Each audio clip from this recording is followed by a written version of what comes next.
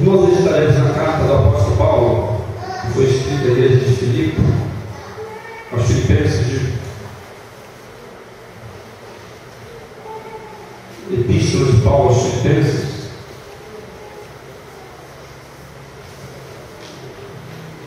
Diz assim, a partir do versículo 12 da carta do apóstolo Paulo aos Filipenses: quero ainda, irmãos, cientificar-vos de que as coisas que me aconteceram têm antes contribuído para o progresso do Evangelho, de maneira que as minhas cadeias em Cristo se tornaram conhecidas de toda a guarda pretoriana e de todos os demais. E a maioria dos irmãos, estimulados no Senhor por minhas algemas, ousam falar com mais desassombro a palavra de Deus. Alguns efetivamente proclamam a Cristo por inveja e porfia, outros, porém, fazem de boa vontade. Estes por amor, sabendo que estou incumbido à defesa do Evangelho. Aqueles, contudo, pregam a Cristo por discórdia, insinceramente, julgando suscitar tribulação às minhas cadeias. Todavia, que importa?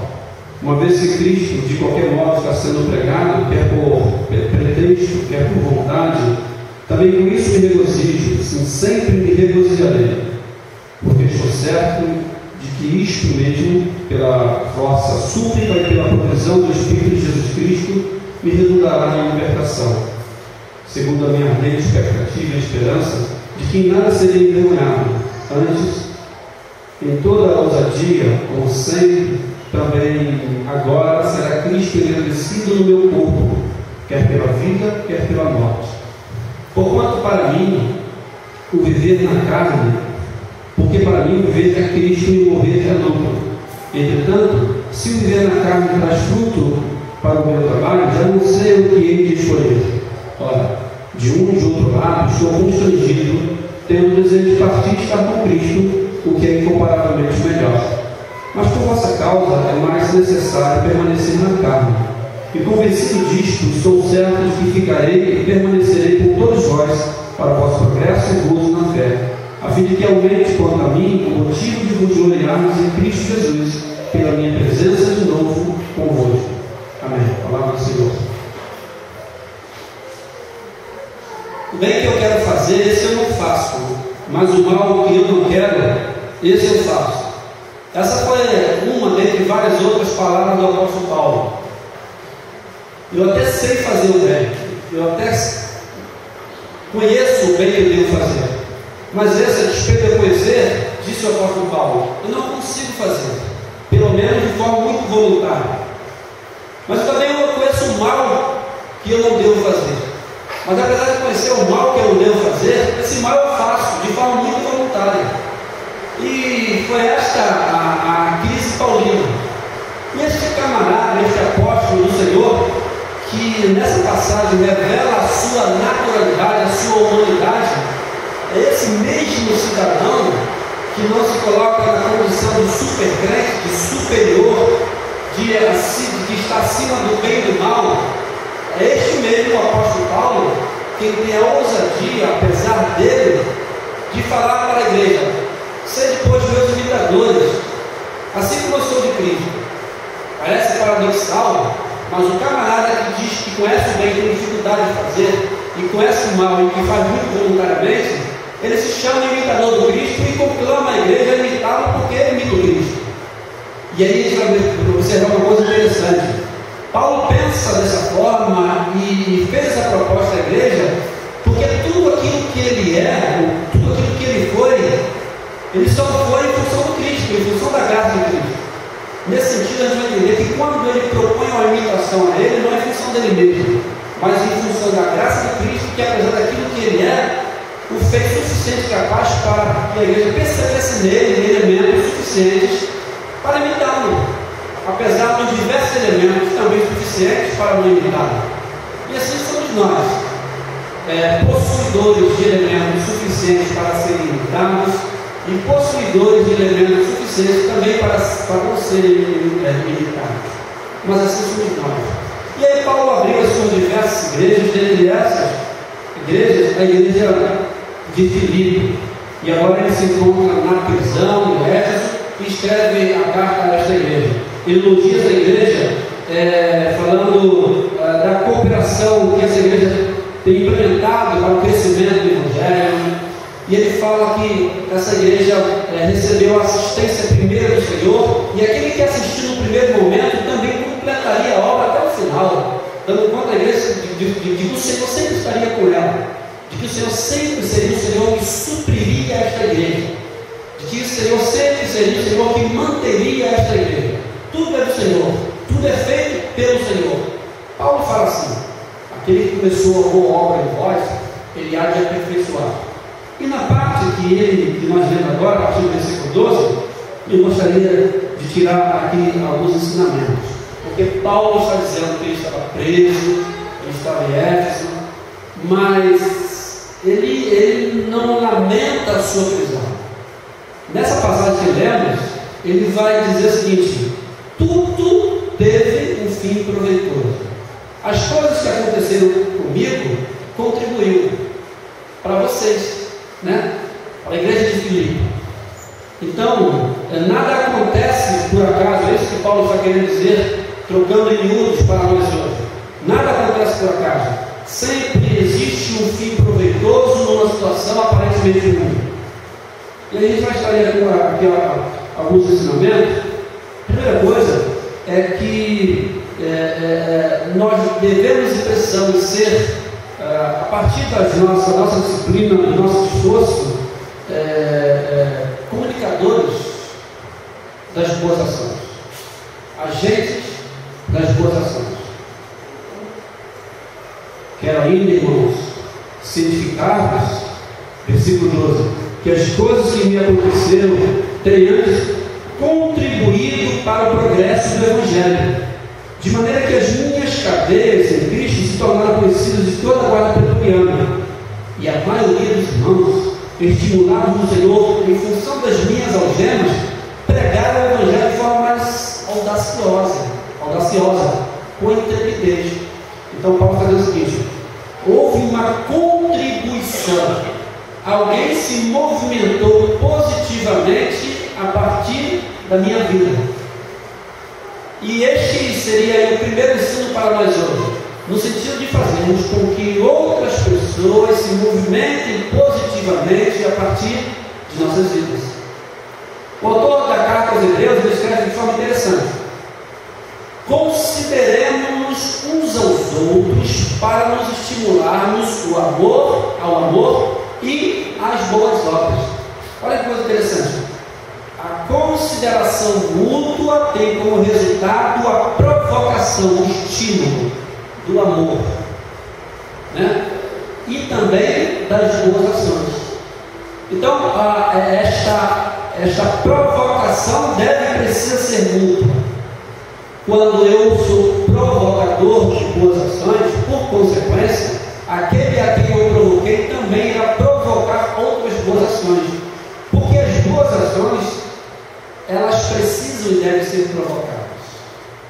Elas precisam e devem ser incitadas. Provocadas. Porque elas não vêm com facilidade. E nós precisamos ser sinceros conosco mesmos. As práticas boas não vêm com facilidade. Porque as práticas boas, as boas ações, entenda, elas sempre surgem no momento em que você está sendo convidado às más ações. Porque ela só é chamada de boa ação quando confrontada com aquilo que é ruim. Não é? O bom só existe por conta do ruim. Como eu identifico que é bom? Porque eu conheço o ruim. Então, as nossas boas ações, elas nunca vão ser provocadas numa situação de total conforto para nós. Elas sempre serão provocadas no contexto de total adversidade e aquilo que é bom. Mas precisamos e devemos ser provocadores dessas boas ações. Responsabilidade minha enquanto pastor. Responsabilidade nossa enquanto membro do corpo de Cristo. Responsabilidade nossa enquanto homens e mulheres na sociedade. Provocadores de boas ações. Estimuladores. que nos identifiquem como sendo esses, que provocam, a partir de suas vidas, as boas ações. Mas uma coisa interessante que o apóstolo Paulo vai dizer é que o que ele passou cooperou para a vida da igreja. Mas ele vai dizer o seguinte: olha, fizeram uma leitura errada, ou pelo menos alguns fizeram uma leitura errada da minha prisão, ou parte entenderam a minha prisão e pregaram o Evangelho com boa intenção, mas outros não.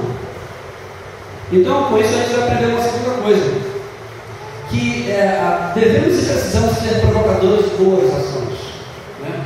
Mas nós devemos entender, e aí sondar os nossos corações, a fim de que não haja uma má intenção nessa suposta boa intenção.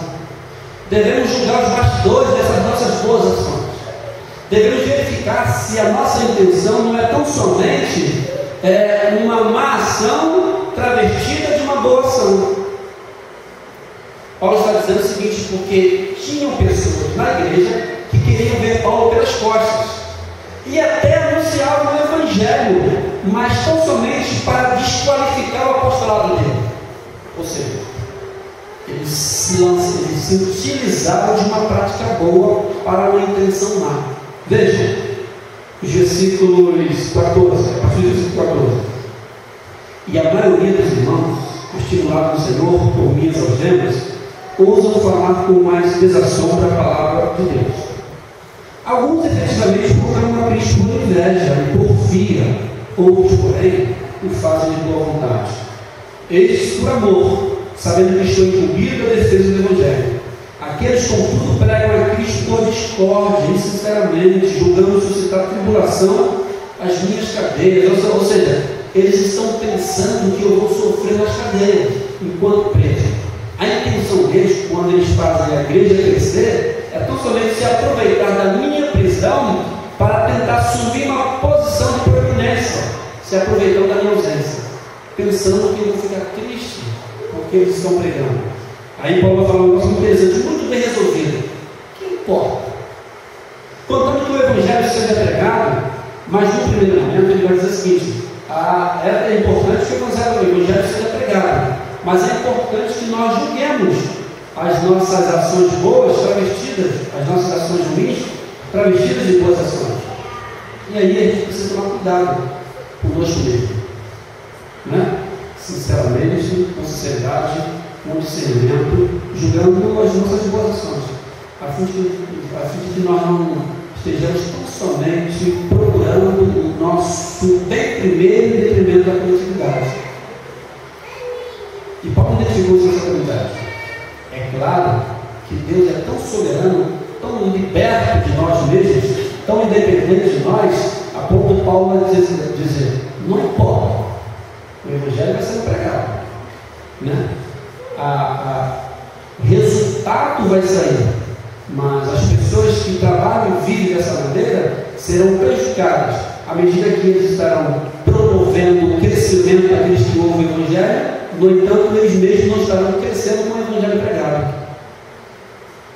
E nesse sentido, a fala ela é de advertência para o proclamador que proclama a boa mensagem com a intenção ruim, para o que vive o reino, para o que vive as práticas boas com a intenção ruim, sob pena de promover o bem, promover o crescimento, sem que ele mesmo cresça e seja, por consequência, alvo desse mesmo bem praticado por ele. Uma outra coisa que eu vou observar nessa fala de Paulo, nessa carta que ele escreve a essa igreja, é que ele identifica o seguinte: Cristo ele é soberano, tanto nos meus momentos bons, como nos meus momentos ruins. Ele vai dizer assim no versículo 20 a 21, versículos 20 a 21. Segundo a minha ardente expectativa e esperança de que em nada serei envergonhado, ou seja, apesar de tudo que estão fazendo, eu não serei envergonhado. Eu tenho essa expectativa, eu tenho essa esperança, eu tenho essa convicção. Antes, com toda a ousadia, como sempre também agora, será Cristo engrandecido no meu corpo, quer pela vida, quer pela morte. Ou seja, em ambos os contextos, em ambas as situações, Cristo será engrandecido no meu corpo, Cristo será engrandecido na minha vida, porque Ele é Senhor da minha vida no todo. Ele não é Senhor de contextos, Ele não é Senhor de situações específicas, Ele é Senhor da minha, da nossa vida em todos os contextos, seja na vida, seja na morte, seja na pobreza, seja na riqueza, seja na doença, seja na saúde, seja no emprego, seja no desemprego. Ele é o Senhor de nossas vidas, independente do contexto. Ele é o Senhor da história e não de contextos isolados. É isso que Paulo está dizendo. E porque Paulo entendia desta forma, ele ficava tranquilamente na cadeia. Ou seja, a intenção malvada de terceiros não afetava Paulo em função de ele saber quem é Deus nele, ou quem é Deus para ele, quem é Deus na sua história, quem é Deus no seu contexto. Então não havia a preocupação paulina, ou de Paulo, fruto da qual convicção do domínio de Deus sobre a sua vida. Bem, este é o nosso Deus, este é o seu Deus, irmãos, que é o Senhor da sua história, que está contigo em qualquer que seja a sua história. Ele não é o Senhor dos bons contextos, Ele é o Senhor de qualquer que seja o seu momento, o seu quadro, a sua situação. E em qualquer que seja a sua situação, quaisquer que sejam as suas situações, Ele está ali para te sondar, para te sarar, para te cuidar, para te fazer companhia, para te acalmar, para te confortar, para ser o seu pai, para ser o seu amigo, para ser aquele que te exorta, para ser aquele que te chama a ordem, enfim, para ser aquele que caminha contigo. Ele é Emmanuel, não é isso? Ele é o Deus conosco. Ele é o Deus conosco. Mas Paulo vai continuar investindo no ensinamento a partir dessa passagem, e este é o último que eu gostaria de compartilhar com os irmãos. Ele vai dizer o seguinte: Paulo era alguém que tinha total convicção da morada eterna com Deus. E ele almejava isso, ele desejava isso. Mas Paulo era alguém que aprendeu a amar o seu contexto. Paulo era alguém que aprendeu a amar o seu povo, a sua história, o tipo de vida que levava. Em função do amor que ele tinha, né? Lembre-se que ele fala em uma de suas cartas, amando a vinda do Cristo. Em função do amor que ele tinha, a vinda do Cristo, o retorno do Cristo, para o tomar para si mesmo, e em função do amor que ele tinha para com a comunidade, os irmãos que ele viveu, ele meio que teve a experiência desse conflito. Aí ele vai dizer bem assim: entretanto, a partir do versículo 22, vamos ler o versículo 21. Porquanto para mim o viver é Cristo e o morrer é lucro. Entretanto, se o viver na carne traz fruto para o meu trabalho, já não sei o que ele escolheu. Ou seja, eu estou em conflito. Ora, de um e de outro lado estou constrangido, tendo o desejo de partir e estar com Cristo, o que é incomparavelmente melhor. Mas por vossa causa é mais necessário permanecer na carne.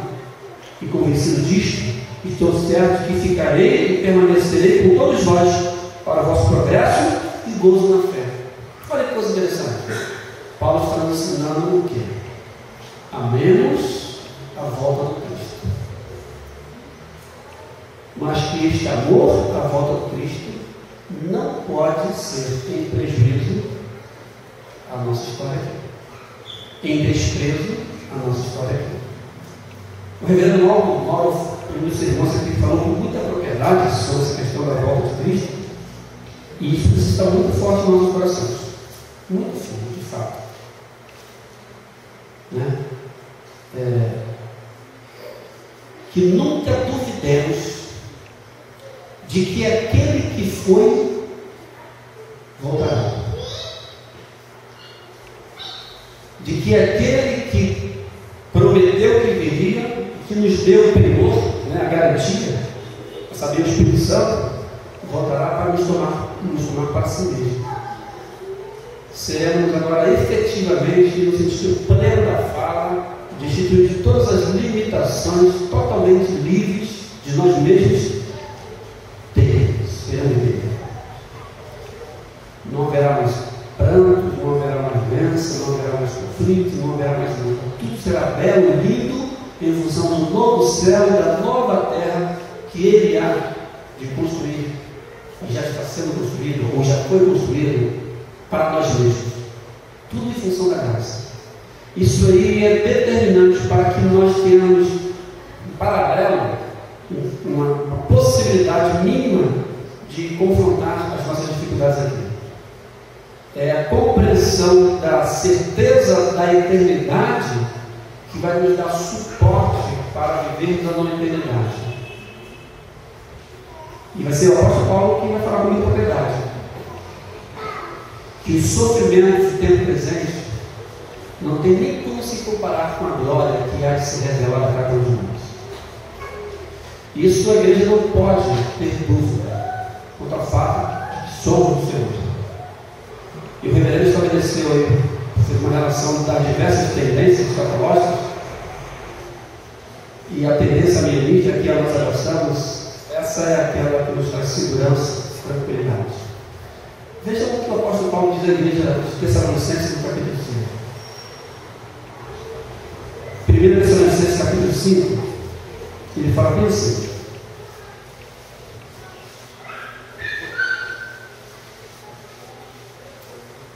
irmãos, relativamente aos tempos e às épocas, não há necessidade de que eu vos escreva, porque vós mesmos estáis inteirados, com precisão de que o dia do Senhor vem como um ladrão de noite. Quando andarem dizendo paz e segurança, este lhe sobrevirá repentina destruição, como vem as dores de parto a que está para dar a luz, e de modo nenhum escaparão. Fechou a primeira sessão. Aí o apóstolo Paulo continua em relação ao contexto anterior. Mas tudo que ele falou anteriormente, ele está dizendo, não se aplica a vocês. Mas vós, irmãos, não estáis em trevas, para que o dia do Senhor venha como ladrão e vos apanhe de surpresa. Porquanto vós sois filhos da luz e filhos do dia. Nós não somos da noite, nem das trevas. Assim, pois, não durmamos como os demais, pelo contrário, vigiemos e sejamos o quê? Sóbrios. Porque não somos filhos da luz, porque não somos filhos das trevas, mas filhos da luz, vigiemos e não durmamos. Ora, os que dormem de noite, e os que se embriagam é de noite que se embriagam. Nós, porém, que somos do dia, sejamos sóbrios, revestindo-nos da couraça da fé e do amor, e tomando como capacete a esperança de salvação. Porque Deus não nos destinou para a ira, mas para alcançar a salvação mediante nosso Senhor Jesus Cristo, que morreu por nós, para quê? Vou repetir? Que morreu por nós, para quê? Vou repetir de novo. Que morreu por nós, para quê? Quer vigiemos, quer durmamos, vivamos em união com Ele. Olha que coisa interessante. A proposta de Paulo é que nós vigiemos e que não durmamos. Mas Paulo, em momento algum, está dizendo que o fato de dormir significa dizer eu não sou dele. A minha postura é de vigilância, não de sono. Mas ele está dizendo que quando eu durmo, eu não sou dele. Vigiando, este é o objetivo, sou dele. Dormindo, este não é o objetivo, mas sou dele. Somos dele por conta da graça. Somos dele por conta da graça.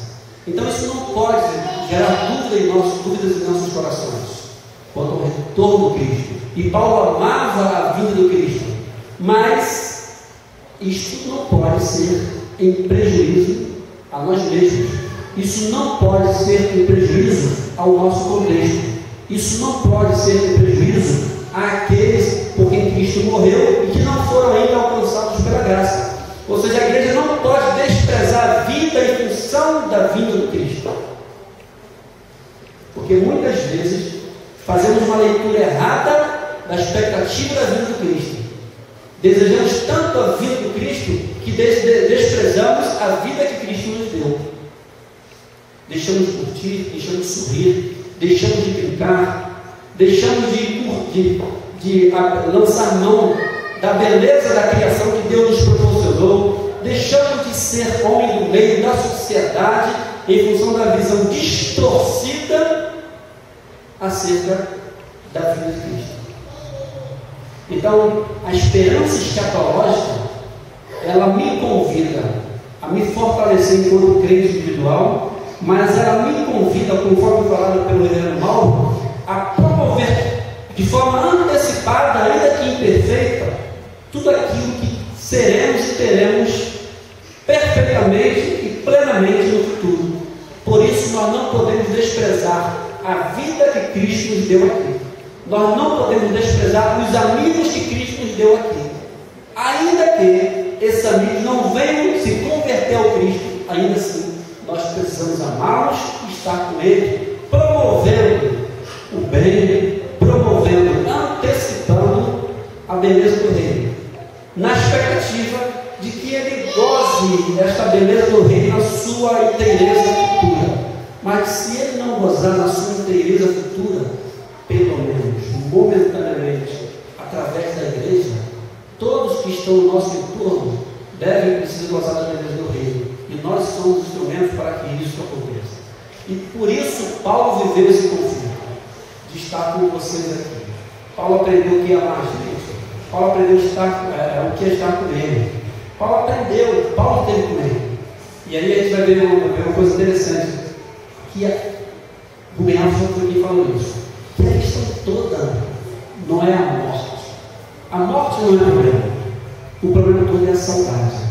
Porque Deus nos permitiu nos amarmos. Deus fez com que nós nos amarmos. Deus fez com que nós gostássemos de coisas boas. E aí, nós não queremos guardar tudo isso. Por isso, devemos usar para bem, devemos aproveitar tudo, na expectativa de que a beleza do reino seja anunciada a essas pessoas. Quem falou isso foi o apóstolo Paulo, inspirado por Deus.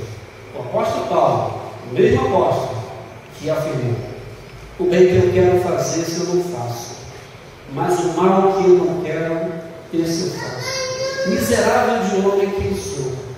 Ou seja, este miserável homem se colocou na condição de convocar a igreja a imitá-lo, apesar de ser o que é, mas a imitá-lo em função daquilo que Deus era nele.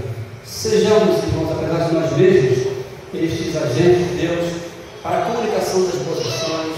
Tenhamos em nossos corações a plena convicção de que o Senhor é Senhor da nossa história, Ele é o Senhor da nossa vida, Ele é quem julga as nossas causas, Ele é quem nos mantém, Ele é quem nos sara as nossas feridas, Ele é quem enxuga as nossas lágrimas, Ele é o Senhor que qualquer que seja o momento, aguardemos com esperança, com fé, com alegria a sua vida. Mas enquanto Ele não vem, não desprezemos a vida que Ele nos deu, valorizemos as nossas vidas, valorizemos os bons momentos, valorizemos as coisas boas, sejamos cidadãos do reino, pois nós estivermos, para a glória do Senhor desse reino, que foi e que virá para nos formar para si mesmo. Amém. Glória a Deus. Deus de infinita graça, o Deus da vida, o Deus que nos salvou em Cristo, o Deus que, percebendo a nossa pequenez, percebendo a nossa fragilidade, percebendo a nossa incapacidade de nos salvarmos, se fez carne. O perfeito se fez carne para suprir a nossa imperfeição.